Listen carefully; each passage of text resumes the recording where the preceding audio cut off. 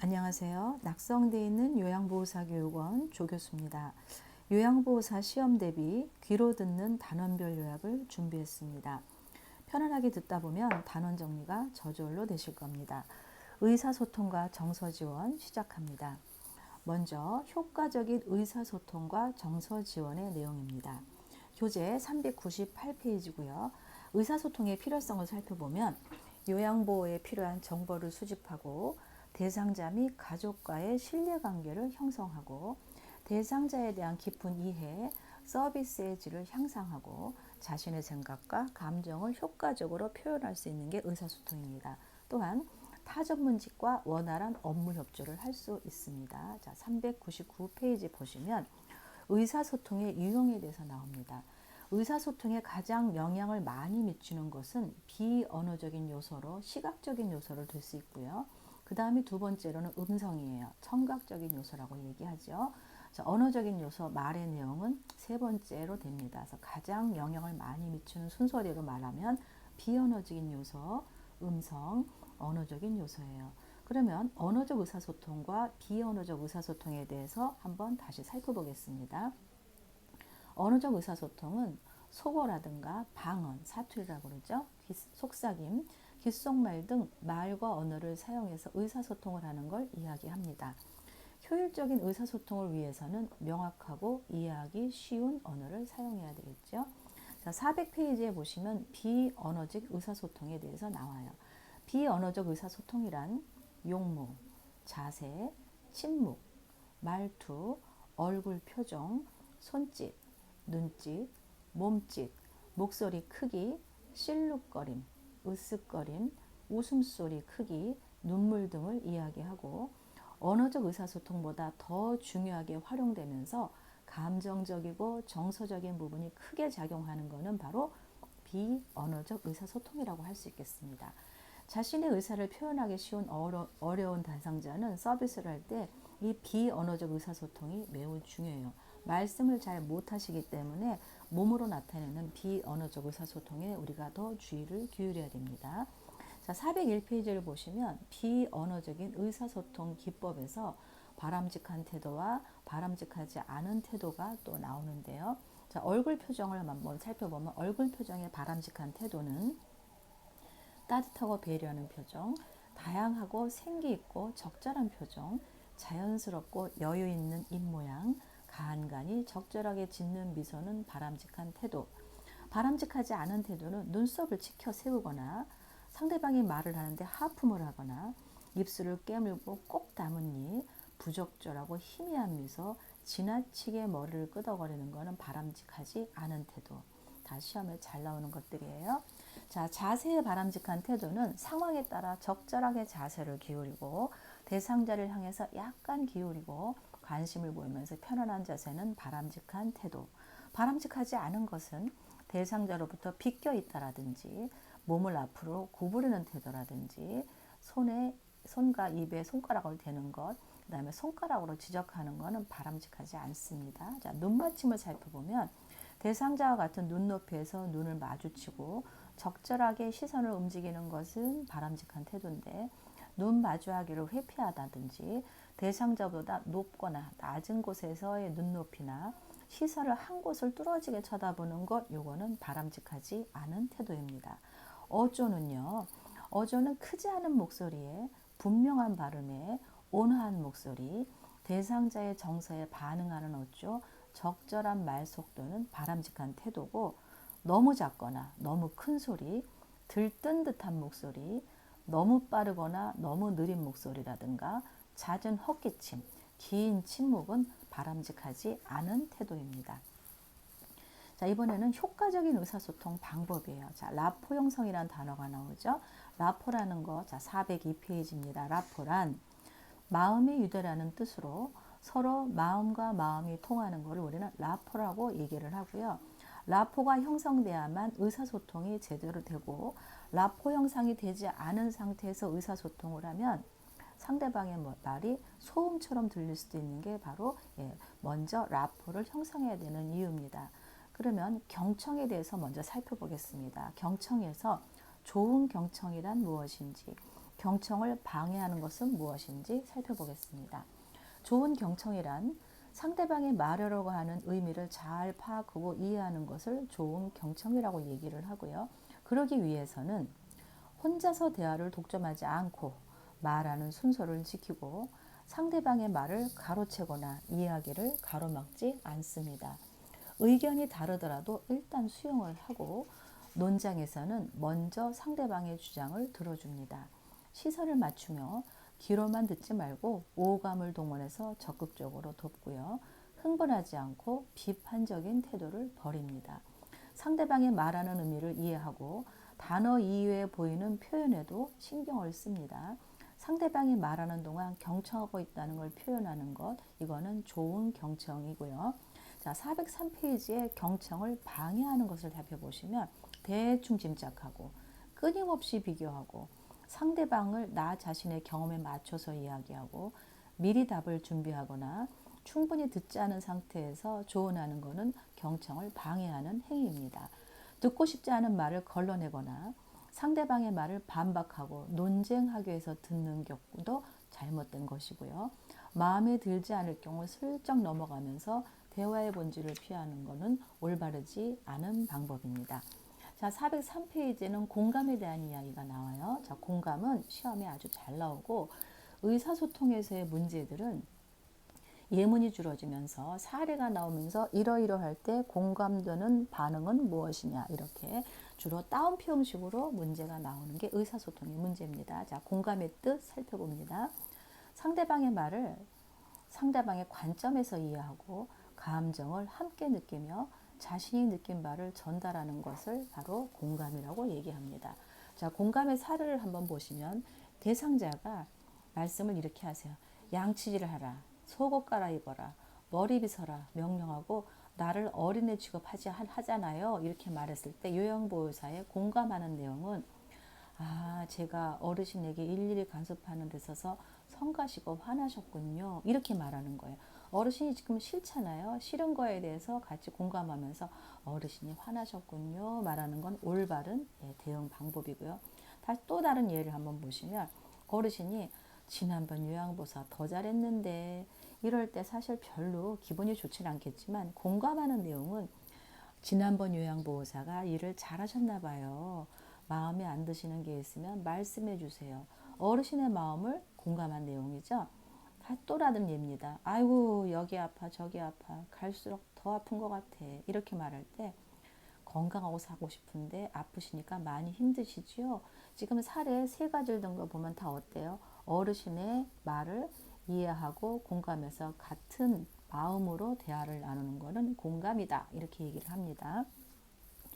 다음 405페이지의 말하기입니다. 여기서도 효과적인 말하기와 효과적인 말하기를 방해하는 경우 두 가지를 또 살펴보겠습니다. 효과적으로 말하는 것은 감정에 솔직하고 분명하게 의사 전달을 하고 편안하게 이완된 자세를 취하는 것입니다. 상대방의 말을 수용하고 자신의 생각을 정리하고 비판적인 단어를 사용하지 않고 부정적인 비교를 하지 않습니다. 특정 상대를 지칭하거나 비판하지 않고 상대방을 위협하는 말이나 감정적으로 공격하지 않습니다. 나쁜 내용을 회고하거나 상기시키지 않고 주로 행복한 내용을 회상시켜야 되겠죠. 자, 효과적인 말하기를 방해하는 경우예요. 방해하는 경우는 부족하고 자신감이 없는 태도를 보이면서 자신은 피해자고 보호받아야 된다고 생각하는 것, 나는 완벽하기 때문에 칭찬만 듣고 비난받지 않아야 된다고 생각하는 것도 말하기를 방해하는 것이고요. 나에게는 잘못이 없고 항상 옳다고 설명하고 자신이 모든 일에 전문가임을 주장하는 것은 효과적인 말하기를 방해하는 경우입니다.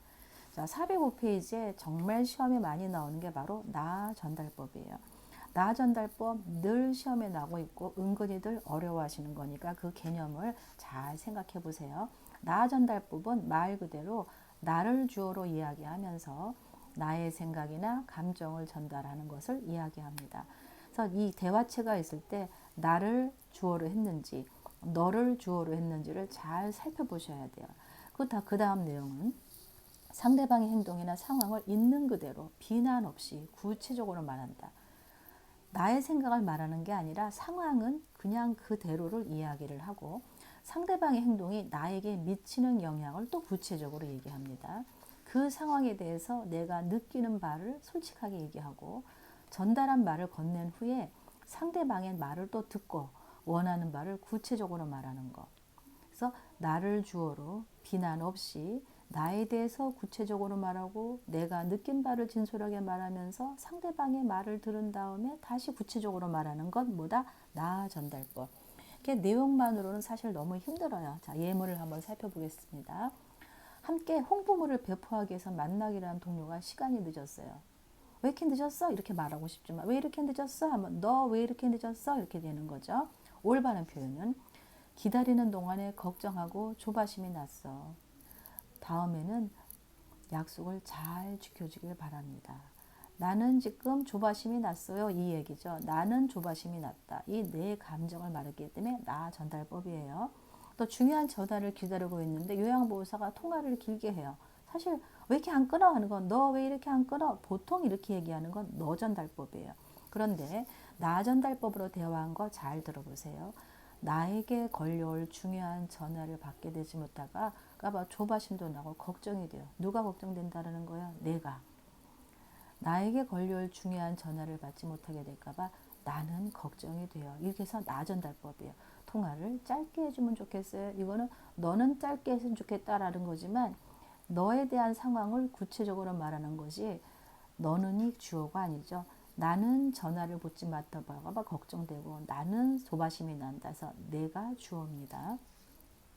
또 사례를 보시면 몸이 아주 피곤한 상태에서 퇴근하는데 자녀가 식탁 위에서 먹은 접시를 그대로 두었어요. 이러면 사실 왜 이렇게 식탁을 안 치웠어? 하는 건 너 왜 안 치웠어? 라는 거지만 나전달법으로 얘기를 하면 퇴근하자마자 무척 피곤하구나. 누가? 나는이 생략되어 있죠.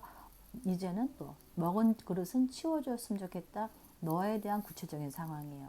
그러니까 먼저 내 생각을 말하고 내가 뭘 했으면 좋겠다는 걸 말하는 게 나 전달법이에요. 퇴근하자마자 치우느라 무척 피곤하구나.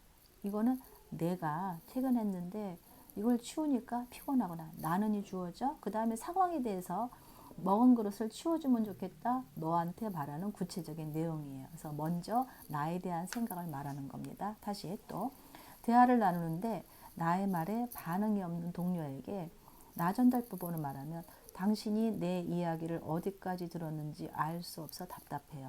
당신이 라고 했지만 나는이 생략됐죠. 내가 말을 하는데 나는 당신이 내 얘기를 어디까지 들었는지 알 수 없고 답답하고 궁금하다 해서 나는이 생략됐습니다. 대상자가 자꾸 시간을 바꿔요. 약속 시간을. 그럴 때 약속 시간을 자주 바꾸시니 제가 당황스럽네요. 이것이 나는이 생략됐죠. 그래서 나 전달법은 늘 시험에 나오기 때문에 여러 사례 문제라든가 규칙 문제를 살펴보시면서 잘 그 개념을 살펴보시기 바랍니다. 또 이런 게 있죠. 대상자가 옷 갈아입는 거 거부하면은 옷 갈아입기를 거부하니 제가 걱정이 되네요. 이런 식으로 나는이 생략됐는지 너는이 생략됐는지를 살펴보십시오. 자, 407페이지입니다. 이제 침묵에 관한 내용이 나요. 자, 긍정적이고 수용적인 침묵은 가치 있는 치료도구로서 때때로는 어떤 말보다 훨씬 더 중요하고 침묵도 대화입니다.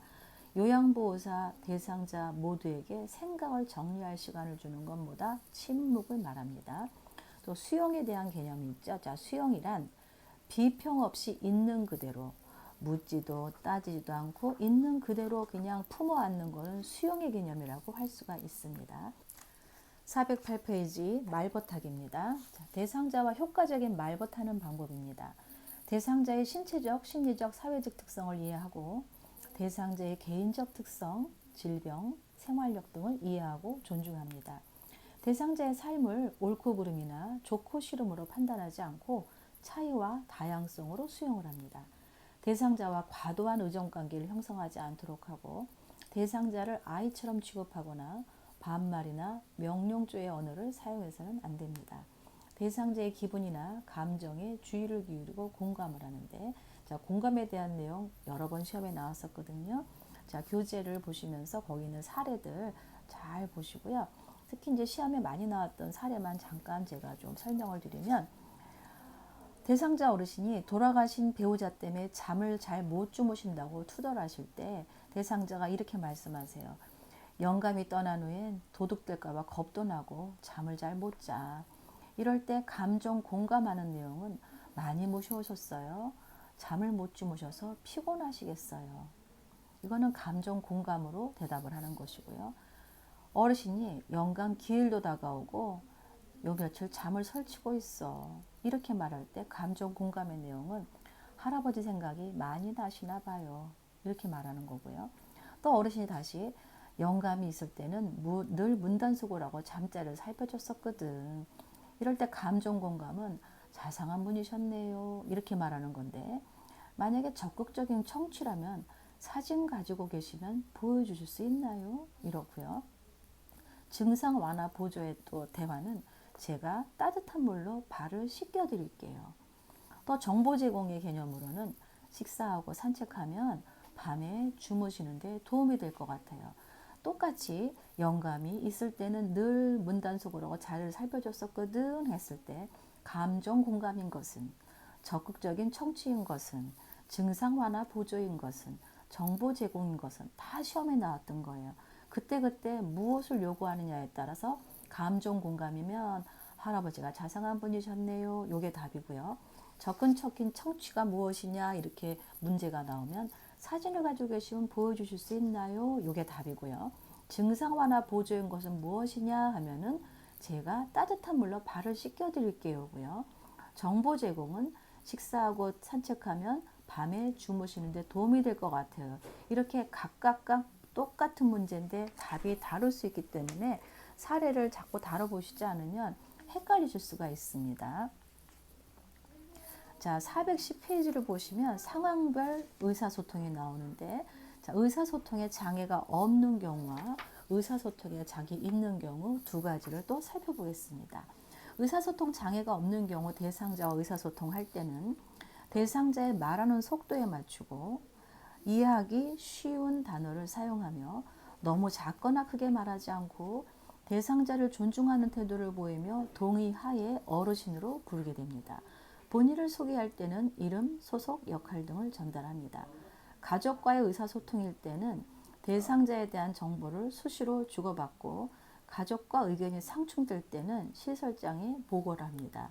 대상자의 부정적인 행동은 직설적으로 말하지 않는 거, 그게 내용이겠고요. 관련 전문직 및 시설장과 의사소통하는 방법입니다. 타 전문직 및 시설장의 업무를 이해하고 존중하고 대상자의 상황에 따라 관련 전문직, 시설장과 의사소통을 원활하게 하고 대상자의 이상 상태는 시설장 혹은 관리 책임자에게 즉시 보고하는 게 그 방법입니다. 자, 이번에는 의사소통 장애가 있는 경우예요. 첫 번째로 노인성 난청에 대해서 살펴보면 자, 411페이지입니다. 앞에서 우리가 질병에서도 노인성 난청에 대해서 배웠지만 여기서는 의사소통을 어떻게 하느냐 그거에 대한 방법이에요. 자, 노인성 난청 먼저 밝은 방에서 대상자의 눈을 보며 정면에서 입을 크게 벌리며 정확하게 이야기합니다. 어깨를 다독거리거나 눈짓으로 신호를 주면서 이야기를 하고 시선을 맞추며 몸짓, 얼굴 표정으로 의미의 전달을 돕습니다.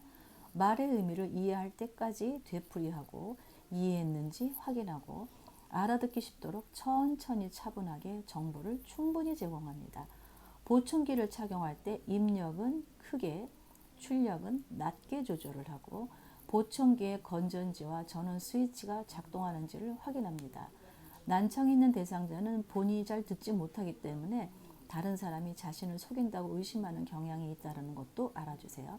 자, 이 노인성 난청도 몇 가지 조항을 보기에 주어지면서 다음과 같은 경우에는 어떤 질병을 가진 경우이냐 해가지고 보기에 어깨를 다독거리거나 눈짓으로 신호를 주면서 몸짓, 얼굴 표정으로 의미 전달을 하고 정보를 충분히 대강하고 밝은 방에서 대상자의 눈을 보고 이렇게 말은 노인성 난청이에요.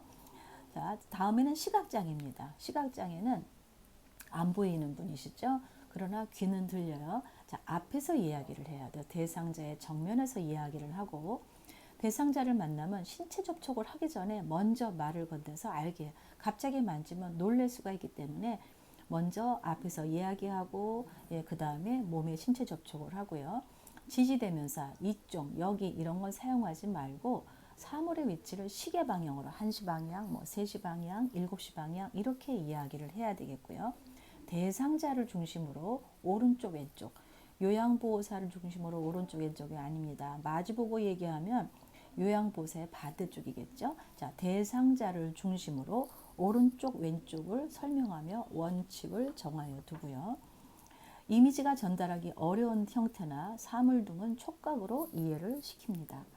보행 시에는 요양보호사가 반부 앞으로 나와서 대상자를 보조하고 대상자가 읽고 싶어하는 것은 읽어주고 고유명사 등은 자세하게 설명을 해줍니다.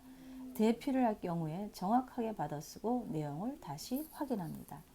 자, 412페이지의 언어장애입니다. 언어장애는 소음이 있는 곳을 피하고 대상자의 얼굴과 눈을 쳐다보면서 천천히 얘기합니다.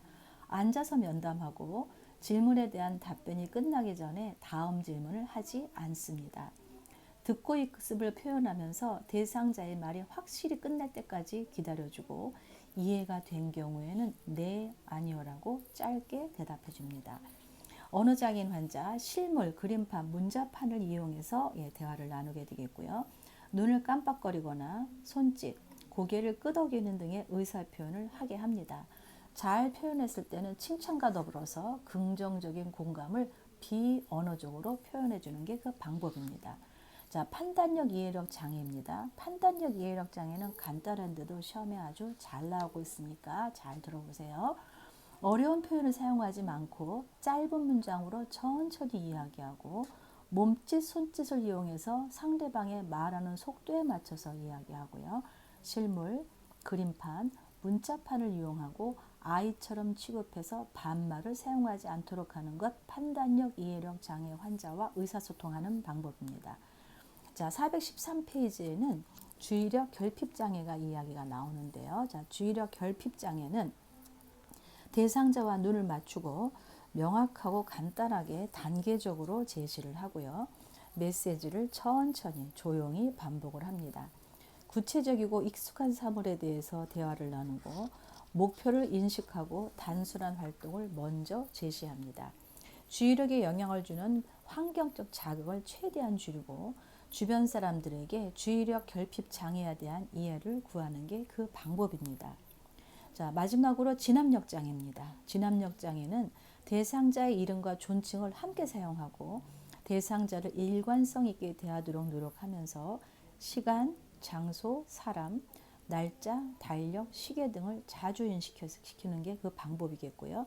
모든 물품에 이름을 붙이고 주의사항을 그림이나 문자로 제시합니다. 자, 다음은 여가활동 돕기에 대한 내용입니다. 414쪽입니다. 여가활동의 유형을 우리가 배우시게 되는데요. 여가활동이란 건강한 노인은 동적인 사고활동이나 운동활동이 많고 거동이 불편한 대상자들은 정적인 자기개발활동이나 소일활동을 많이 하게 되겠죠. 그 종류를 보시면 자기개발활동, 가족중심활동, 종교활동, 활동, 그 다음에 사교락활동, 운동활동, 소일활동 이렇게 6가지가 이어지는데 다 시험에 잘 나오는 거고요. 시험마다 이 여가활동 유형이 꼭 한 문제 정도 나오고 있거든요. 자, 쉬운 것도 있고 헷갈리는 것도 있는데 잘 들어보세요. 자, 자기 개발 활동은 책 읽기, 독서 읽기, 그림 그리기, 서예교실, 시 낭송, 악기 연주, 백일장, 미녀교실, 창작 활동이에요.